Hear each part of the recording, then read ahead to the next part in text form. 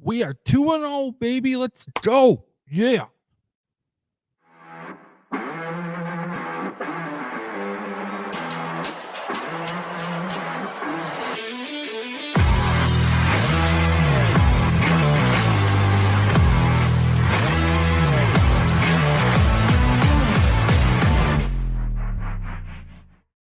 Welcome back to Vikez Vibez, your place for Minnesota Vikings content.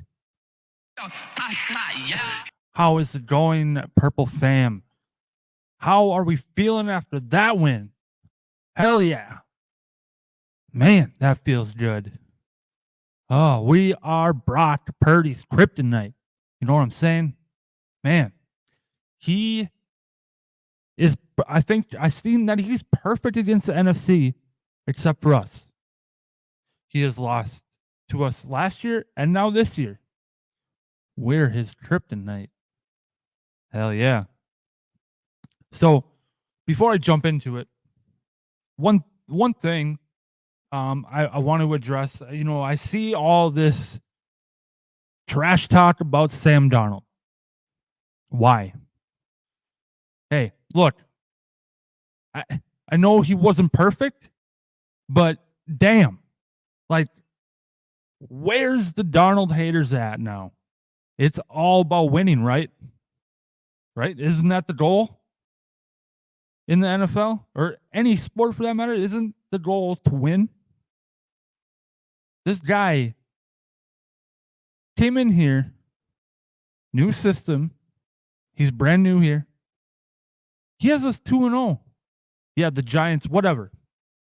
It's just the Giants. But the 49ers, and he has us 2-0. Man, yeah, he threw an interception, yes, which I don't think that the wide receiver on that play was on the same page as Darnold. Because if you look at that play, Sherfield was like not even close to where the ball was going. So I think there was miscommunication, and I don't think Sherfield was on the same page. So I don't exactly put that on Darnold. Yes, he still threw an interception, but did we win the game? Yes. That's the goal, is to win the game. Why am I hearing trash talk about Sam Darnold still? When he starts screwing up, if that's a big if, and starts losing us games, then I'll be like, whatever. But right now, like, people are just looking for something to complain about. There's nothing to complain about Sam Darnold right now. He's playing amazing. He has us 2-0. Stop trash talking him. I know I'll probably get backlash from this, but I don't care. If you are a Vikings fan and you're trashing Sam Darnold, if you're a true Vikings fan and you are trashing Sam Darnold right now, what? Okay, tell me this: who do you want as a quarterback right now that's realistic? Nick Mullins? No, we wouldn't be 2-0 with Nick Mullins. No. So it's all we got. It's the best we got at this time in this circumstance. So, I mean, take it as it is. We're 2-0. It just doesn't make any sense to me. All right. So the first drive for San Francisco, we stopped them 3-0. And then on our first drive, it was 3rd and 3, and this is where I like it. I mean, Kirk did it a few times, but Darnold scrambles out of the pocket and he runs for the first down. Nothing's open. He takes off. There's open field right in front of him, and he goes for it. And I'm like, Hell yeah. And then he slides to make sure that he ain't going to get hit, which is smart. So I'm like, God, that's definitely something that I am not used to with Kirk. And now, oh my man. And then on the punt, there was that punt where Dallas Turner could have had it down at the 1 yard line, and he crossed the goal line, which was, then it was a touchback. I think that was kind of a rookie mistake and kind of a split second situation. Yeah, I just chalked that up as a rookie mistake. It would have been awesome to pin them down at the 1, which very well could have been possible. So, man, and then our defense holds San Francisco to another punt. So far, so good with this defense. And then on that punt, CJ Ham comes in and blocks the punt. And Theo Jackson recovers the ball on the 24-yard line. We are in business, baby. But San Francisco holds us to just a field goal. So we did get some points off that turnover. We just didn't get a touchdown. So we take the 3-0 lead. In the second quarter, there was Andrew Van Ginkel, man. This guy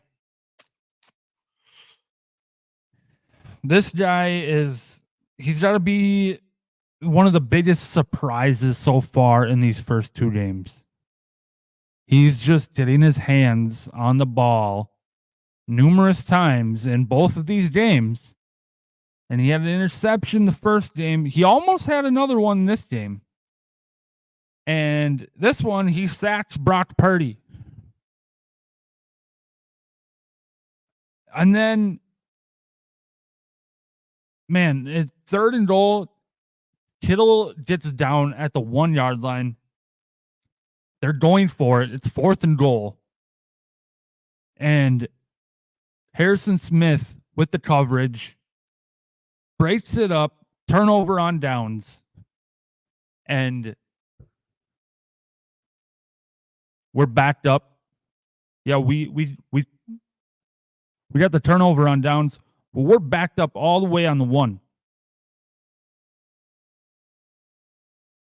All right. Well, last week we had a 99-yard drive for a touchdown, so why can't we do it again? Well, Justin Jefferson, the superstar, man. Man. Darnold throws a bomb to Justin Jefferson. 97-yard touchdown. Woo! Straight cash, homie. That's right, Moss. That was awesome, dude. Oh my God. So now we're up 10-0.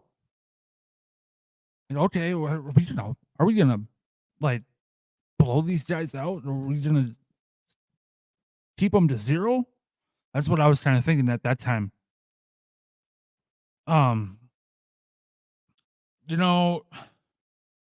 Then our defense, I said it, already. Our defense is just on fire these first 2 games. San Francisco had a 4th and 2, and we stop them. Another turnover on downs.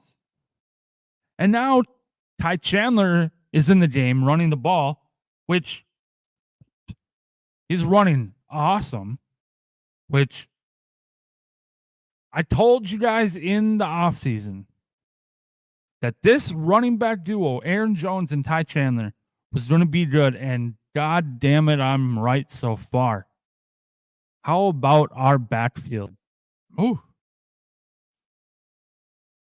He had like a 25-yard run on his, I think second or third rush of the game. Like he's a beast. And then our one mishap here, Darnold throws the interception. Fred Warner picks him off. Like I said, I don't think Trent Sherfield was on the same page. Still interception, still turnover, but yeah. And then their next drive, they get points off that turnover, which is a touchdown pass from Brock Purdy to George Kittle. And then with 3 seconds left in the half, after a good run, another good run by Sam Darnold, we get a field goal. So at the half, we're up 13-7. So in the second half, there was a play. Purdy's pass was tipped at the line, or no, not at the line. It was tipped, in the middle of the field. I'm pretty sure Metellus tipped it. Josh Metellus tipped it, and someone else tipped it. And then Josh Metellus picks it out of the air and intercepts it. Woo! Yeah, we are on fire, dude. This defense is just amazing right now. The next play, our first play on that drive for our offense, pass from Sam Darnold to Jalen Naylor for a touchdown. We're up 20-7. Let's go. And then our defense still firing away. Pat Jones with his second sack of the game. Woo-wee, that boy was cooking. And then Blake Cashman had to get in on the action too. He had a sack. Like Purdy was just taking hits, getting sacks. Man. And then another interception. Jihad Ward picks Purdy off. Man. And then, okay, we had another turnover. After that interception, Aaron Jones runs a very good run.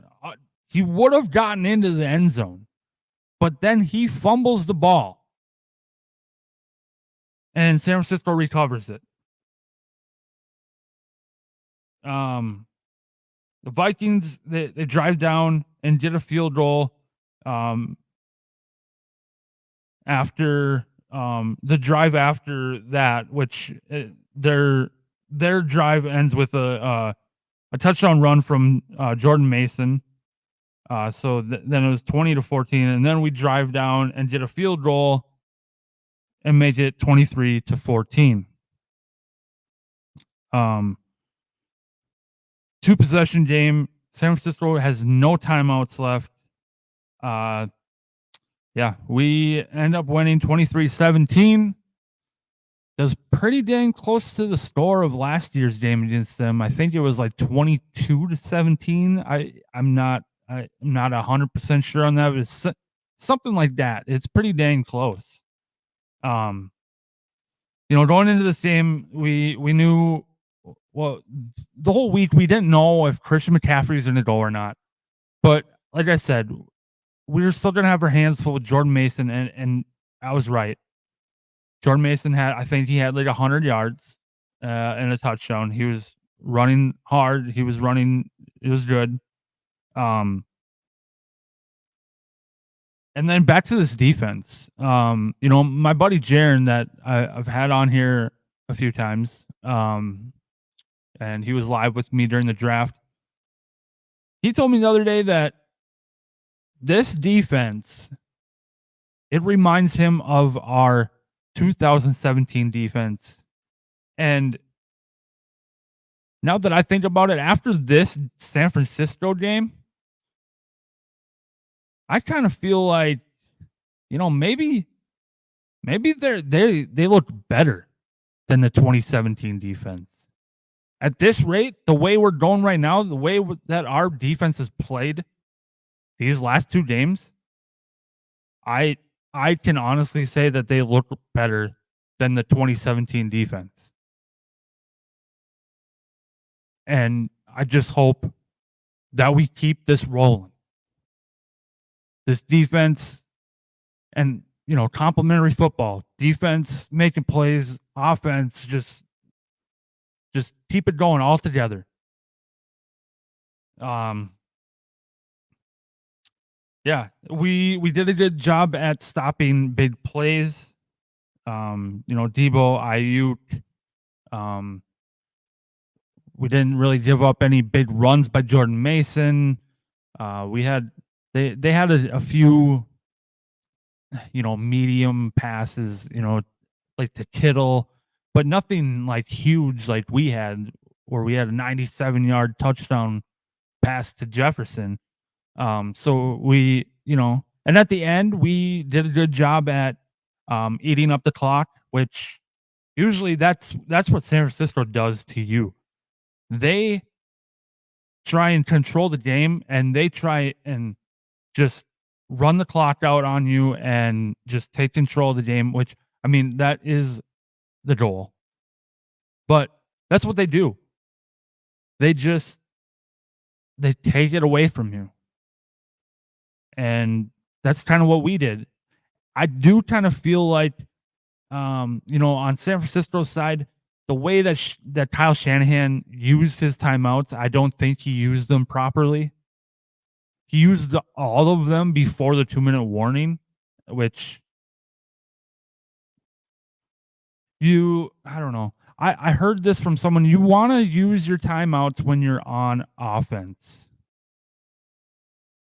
I mean, not every time is the good situation for that, but in most cases, you want to be the one with the ball to take the timeout.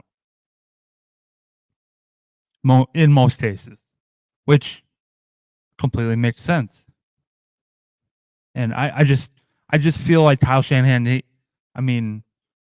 I like that he did that, but thinking from, a different perspective, I don't think he used his timeouts wisely.